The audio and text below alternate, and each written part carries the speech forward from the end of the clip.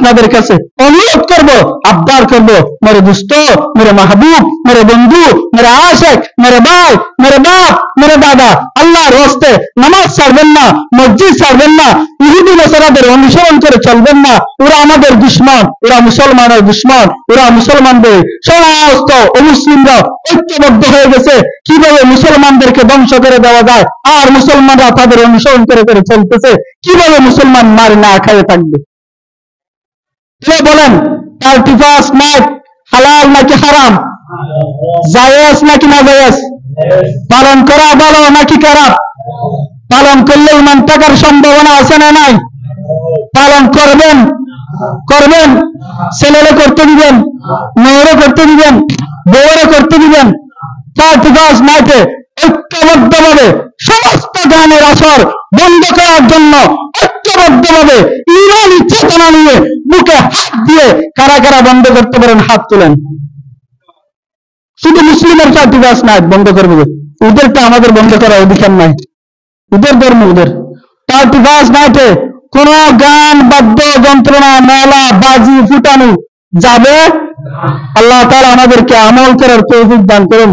আসসালামু আলাইকুম ওয়া রাহমাতুল্লাহি ওয়া বারাকাতুহু। যে 31 নাইট হ্যাপি নিউ ইয়ার আমাদের সামনে আসতেছে 31শে ডিসেম্বর, এটা কোথায় থেকে আসলো, এটার উত্থান কোথায় থেকে, এই বিষয়ে দিয়ে আমি আলোচনা করলাম। আপনার তেমন বিশ্বাস আসবে না, তেমন দিলের ভিতর আমার প্রতি আস্থা আসবে না।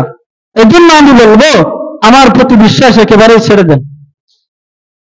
যাদের হাতে অ্যান্ড্রয়েড সেট মোবাইল বর্তমান সময়ে আছে, হ্যাঁ, তারা 31 নাইট কোথায় আছে, কিভাবে আসলো, এটা করলে এই 31 নাইট হ্যাপি নিউ ইয়ার পালন করলে আমরা যে শিরকের গুনার মধ্যে অন্তর্ভুক্ত হব, এটা প্রমাণ পাওয়ার জন্য আপনি চলে যান সরাসরি মোবাইলের গুগলের মধ্যে। মোবাইলে গুগল না, গুগলে সার্চ করলে যেটা সার্চ করবেন সেটা চলে আসে।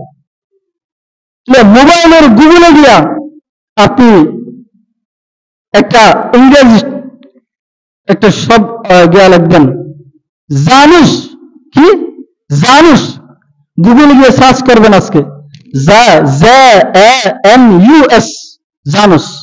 জানুস যখন গুগলের মধ্যে আপনি সার্চ করবেন সাথে সাথে চলে আসবে দুই মাথাওয়ালা একটা মূর্তি, তার দুইটা চেহারা, একটা এদিকে একটা এদিকে। এই জানুস, এটা গুগলে যখন সার্চ করবেন JANUS জানুস, দেখবেন দুইটা মূর্তি, দুই মাথাওয়ালা একটা মূর্তি আপনার গুগলের সামনে এসে উপস্থিত হবে। এবার আপনি এর নিচের হেডলাইন গুলো পড়বেন, পড়তে থাকেন পড়তে থাকেন, দেখতে পাবেন রোমাঞ্চিকরা খ্রিস্ট ধর্মের পূর্বে তারা এক দেবতার পূজা করত। তারা তো অনেক দেবদেবীর পূজা করত, মূর্তির পূজা করত। তারা একটি দেবের পূজা করত, সেটা হলো জানুস নামক এক দেবতা, এক মূর্তির পূজা। কি নাম? জানুস, একটা দেবতার নাম, একটা মূর্তির নাম। তারা এই মূর্তির পূজা করত, যে মূর্তির মুখ চেহারা হলো দুইটা।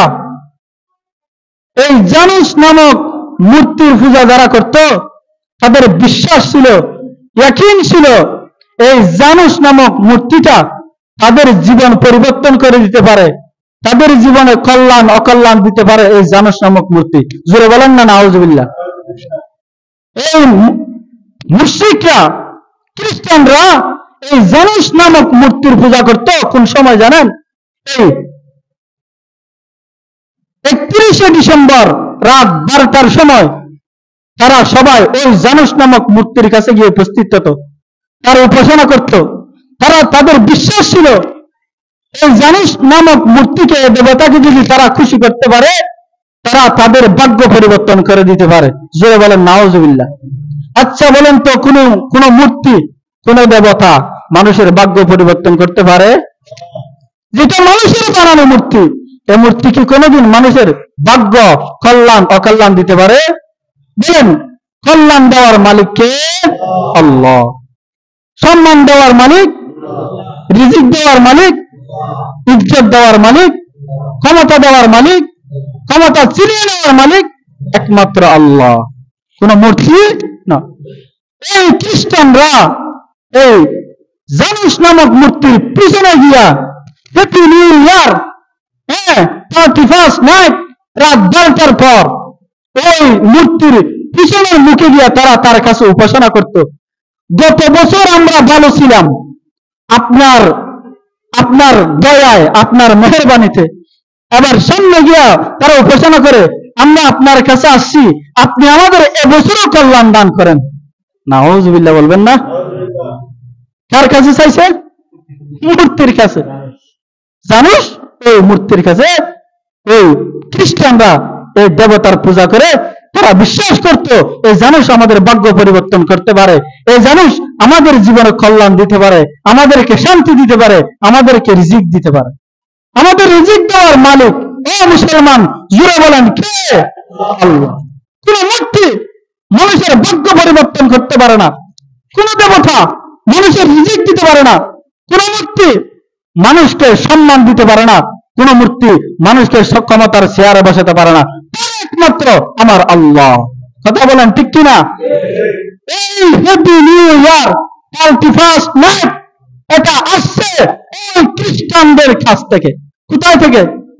এবার বলেন 31st নাইট 31শে ডিসেম্বর রাত 12টার পর মুসলমানের যুবক যুবতীরা ঐক্যবদ্ধ হয়ে টাকা তুলে বিরিয়ানির আয়োজন করে, নাচ গানের আয়োজন করে, 12টার সময় সাথে সাথে তারা যে আয়োজন করে, তারা যে কালচার শুরু করে, বলেন এটা কাদের কালচার? ইহুদি আর নাসারাদের কালচার, খ্রিস্টানের কালচার। এবং এই মুসলমান সাধারণ বিবেক দিয়া নিজে বলেন, কেউ যদি এই খ্রিস্টানদের কালচার নিজের ভিতর গ্রহণ করে তার ভিতর ইমান থাকার সম্ভাবনা আছে? ও মুসলমান বলেন আছে? নাই। আমি শুনতে পাচ্ছি আমার এই এলাকায় 31st নাইট পালন করার জন্য, উদযাপন করার জন্য আমার শত শত যুবক যুবতীরা তৈরি হয়ে আছে। আমার শত শত নরনারী তৈরি হয়ে আছে 31st নাইট 12টার পর তারা পালন করার জন্য, রাত জেগে পালন করার জন্য। আমি আবদার করব, অনুরোধ করব, নিজের ইমানকে যদি বাঁচাতে চান 31st নাইট কোন মুসলমানের সন্তান যদি পালন করে তার ভিতর মুসলমানিত্ব থাকবে, এটা আমি বলতে পারবো। ও মুসলমান, 31st নাইট আপনি রাত জেগে পালন করতে চান, আল্লাহ তো বছরে 365টি রাত তোমাকে দিয়েছে, সেখান থেকে শ্রেষ্ঠ একটি রাত দিয়েছে মুসলমানের জন্য, সেটা হলো লাইলাতুল কদর। কদর রাত জেগে যদি তুমি একটা রাত আল্লাহর ইবাদতে কাটাইতে পারো, ইবাদতের চাইতে বেশি জবাব। সুবহানাল্লাহ বলবেন না? বলেন তো 31st নাইট মুসলমান টাকা খরচ করে পালন করলে একটা আমলের সওয়াব আমল নামায় উঠবে, কেউ বলতে পারবেন? কোন নবী, কোন সাহাবী, কোন ওলি, কোন বুজুর্গ, কোন আলেম কোনদিন 31st নাইট পালন করছে? কোনদিন পত্রিকায় সাংবাদিকে পেয়েছেন? পালন করে যাদের ভিতর ন্যূনতম ইমান থাকে তারা কখনো এই 31st নাইট পালন করতে পারে না। যারা ছাগলের 3 নম্বর বাচ্চা, কথা বলেন ঠিক কিনা মুসলমান? যারা ছাগলের 3 নম্বর বাচ্চা তারা এই 31st নাইট পালন করতে পারে। মুসলমান আফসোস করা দরকার, চিন্তা করা দরকার, কান্না করা দরকার। 2024 সাল আমার হায়াত থেকে চলে গেল, আমি 2024 সালে কি কি ইবাদত করতে পেরেছি? 2024 সাল একটা বছর যে আমার হায়াত থেকে চলে গেল, আমি মৃত্যুর পথে, আমি কবরের দিকে 1 বছর যারা আগায় গেলাম, আমার হাসি করা দরকার নাকি কান্না করা দরকার? তো হাসছেন কেন? আমার তো কান্না করা দরকার। আরে একটা বছর আমার জীবন থেকে চলে গেল, আমি কি আমল করতে পেরেছি? আমি 2024 সাল কয়েকত নামাজ পড়েছি, আমি 2024 সালে কতবার আল্লাহকে দেখেছি, আমি 2024 সালে কতবার কোরআনের তেলাওয়াত করেছি, আমি 2024 সালে কতবার মিথ্যে কথা বলেছি। অথচ মুসলমানের এটা হওয়া দরকার ছিল, আহা আমার হায়াত থেকে যে 1 বছর চলে গেল, আমি তওবা করব, 2025 সাল থেকে একটা গুনাহ করব না, আমি আল্লাহর কাছে কোরআন তেলাওয়াত করে নামাজ পড়ে তওবা করব, আল্লাহ 2025 সাল থেকে একটা গুনাহ করব না বলে আমি তওবা করতেছি। বলেন স্যার মুসলমান, এটা আল্লাহর কাছে পছন্দ বিষয় হবে নাকি নাচ গান বাজিয়ে মেলা বসিয়ে বাজি ফুটিয়ে গান বাজিয়ে 31 নাইট পালন করাটা আল্লাহর কাছে বেশি পছন্দ হবে? নামাজ পড়ে তওবা করাটা। ও মুসলমান, আপনি তো আছেন আপনার ফলে, কিন্তু আপনার খবর নাই। এগুলো অবশ্যই বুঝা দরকার সমাজের প্রতিটা মানুষের দ্বারে দ্বারে।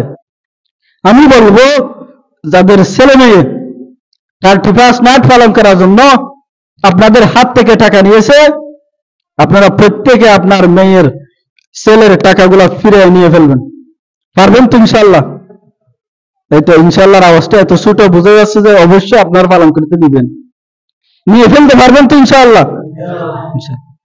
কেন কেন খ্রিস্টানের কালচার আমি পালন করব? খ্রিস্টানদের উৎসব কেন আমি পালন করব? আমার ছেলে মেয়েকে কেন পালন করতে দেব? আমার বিবি বাচ্চাকে কেন পালন করতে দেব? আল্লাহ রাসূল বলেছেন, মান তাশাব্বাহা বিকওমিন ফাহুয়া মিনহুম। যে ব্যক্তি কোন অমুসলিমের অনুসরণ করবে, কোন অমুসলিমকে অনুসরণ করে চলবে, আল্লাহ রাসূল সাল্লাল্লাহু আলাইহি ওয়াসাল্লাম বলেছেন সে তাদের দলভুক্ত হয়ে যাবে। এবার বলেন নাউজুবিল্লাহ। এবার বলেন, আপনার ছেলে মেয়ে যে 31 নাইট পালন করতেছে খ্রিস্টানদের অনুসারী হয়ে, এবার বলেন আপনার ছেলে মেয়ে মুসলমানদের দলভুক্ত থাকতে পারে? এবার বলেন, আপনার ছেলে মেয়েকে মুসলমানের দলভুক্ত করবেন নাকি খ্রিস্টানের দলভুক্ত করবেন? তাহলে 31 নাইট নিষেধ করবেন, বাধা দেন, গান বাদ্য যন্ত্রণা, হাজার হাজার যুবক সেদিন জানা ব্যভিচারে লিপ্ত হবে। প্রেমিক প্রেমিকা পার্কে একত্রিত হবে 31 নাইটে। মুসলমানের মেয়েরা একত্রিত হবে 31 নাইটে রাত 9টার পর। গানের আসর করবে ঢাকা শহরে, গানের মদ জুয়ার আসর করবে ঢাকা শহরে। কোন মুসলমান যদি সেই আসরে গ্রহণ করে তার ভিতরে মুসলমানিত্ব থাকবে, আমি জীবন কোনো বলতে পারবো না, থাকবে না। ও মুসলমান, আপনার থেকে বাঁচান, আপনার বিবি বাচ্চারে বাঁচান। 31 নাইট পালন করার আশা আছে কাদের কাদের? হাত তুলেন। পালন করার আশা আছে? আলহামদুলিল্লাহ। বাহ, সময় শেষ।